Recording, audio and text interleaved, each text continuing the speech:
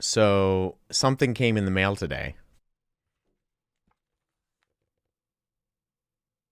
I just wanted to say thank you.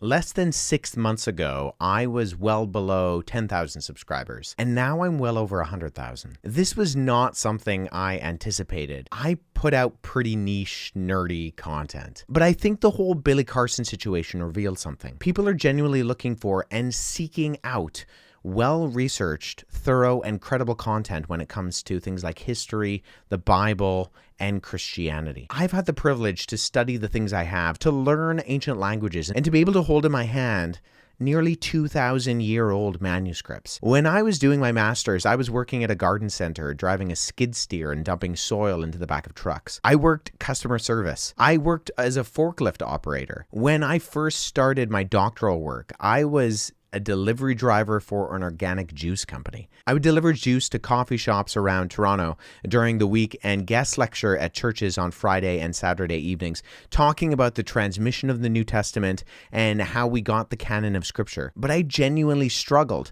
with the fact that I did not know how to make a career with my passion for things like history and theology and Christian apologetics. Whether that would actually be something that would materialize or whether I'd be that delivery driver who knew a lot about ancient history and stuff. Looking back, I can see exactly where God lay the stepping stones for the garden path that led me to where I am today. But when I was there, I really struggled with whether I'd actually be able to put my education into practice and be able to make a living from those skills that I've learned in things like historiography, biblical studies, and linguistics. When I first went to university, I had full intention of going into the police force. There was one day in particular where I had, after a long day, stopped by my then girlfriend, now wife's house. I'd just come back from spending a couple of hours with Mormon missionaries talking about the divinity of Christ. That morning, I'd been at the local mosque discussing an issue with the imam there. I was sitting on that couch in that apartment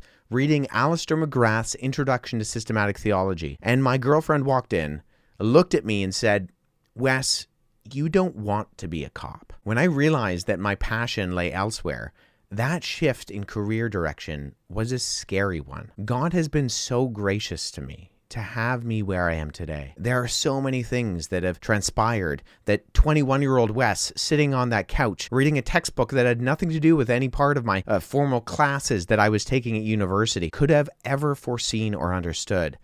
And this is part of that. You are part of that. So thank you.